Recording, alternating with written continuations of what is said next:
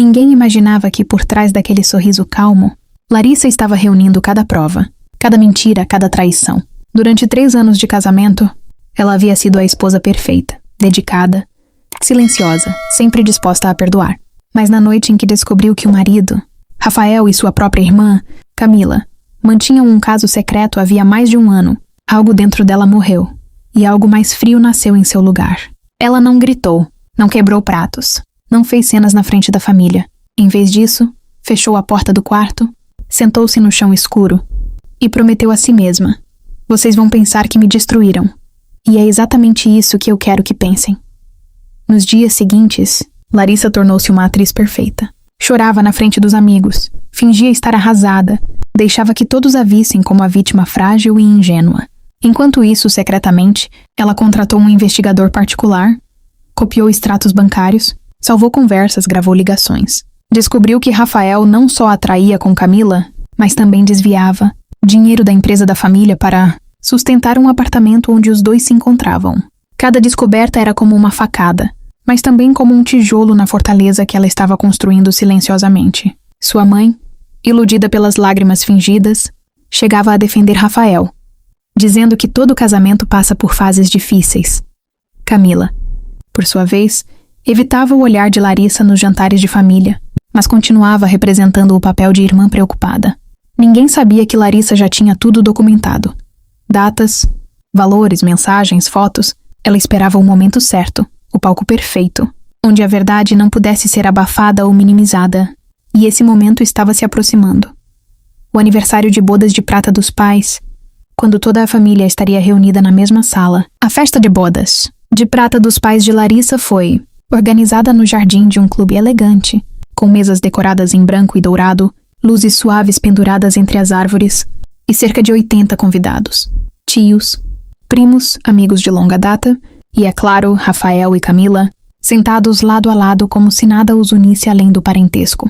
Larissa chegou vestida de um vermelho profundo, incomum para ela que sempre preferia tons discretos. Sua mãe comentou: surpresa. Que corajosa, filha, com tudo que você está passando.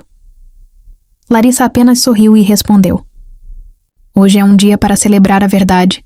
Mãe! Ninguém entendeu o duplo sentido daquelas palavras. Durante o jantar, ela observou Rafael brindando com um discurso hipócrita sobre família e lealdade, enquanto Camila aplaudia ao seu lado, os olhos brilhando de uma emoção fingida. Larissa sentiu o estômago revirar, mas manteve o rosto calmo, quase sereno. Ela havia ensaiado aquele momento centenas de vezes na sua cabeça. Quando as sobremesas foram servidas e o microfone, passou de mão em mão para os brindes tradicionais. Larissa se levantou, pediu a palavra educadamente e caminhou até o centro do salão com um envelope grosso nas mãos. Eu também gostaria de fazer um brinde, disse ela, sua voz firme, sem tremer. Um brinde à verdade, porque durante meses, todos vocês pensaram que eu estava destruída. Vocês estavam certos sobre uma coisa. Eu realmente estava sofrendo.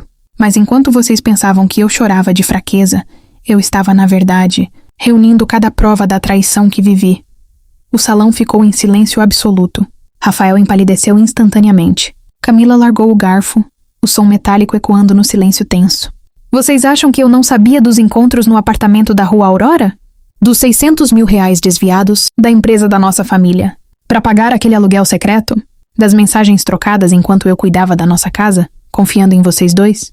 A voz de Larissa não tremeu nenhuma vez. Ela abriu o envelope e começou a distribuir cópias impressas. Extratos bancários, capturas de tela de conversas, fotografias, entregando-as calmamente aos convidados mais próximos, incluindo seu pai, que arregalou os olhos em descrença e fúria crescente.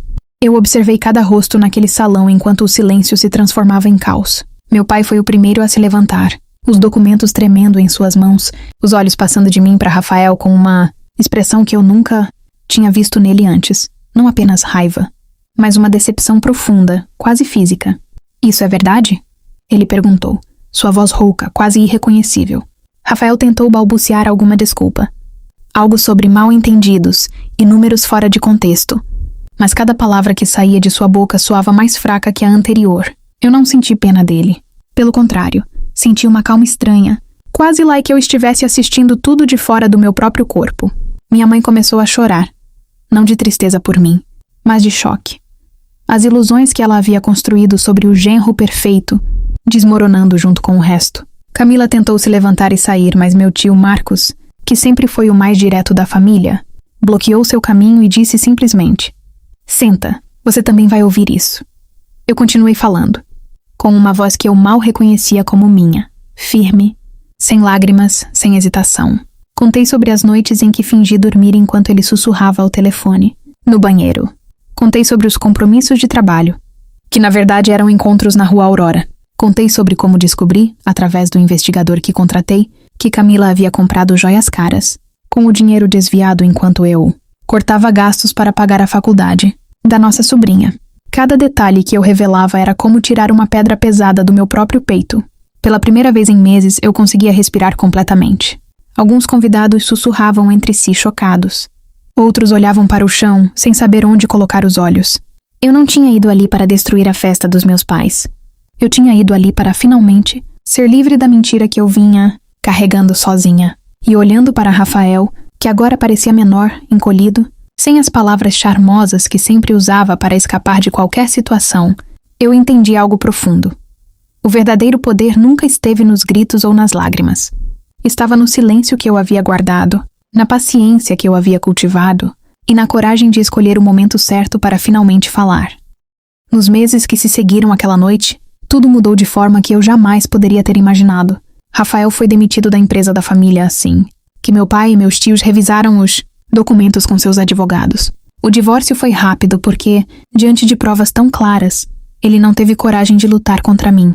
Camila se mudou para outra cidade, incapaz de encarar os olhares da família nas reuniões que antes eram tão calorosas. Alguns diriam que eu destruí 2 vidas naquela noite, mas a verdade é que eles já haviam destruído a nossa muito antes.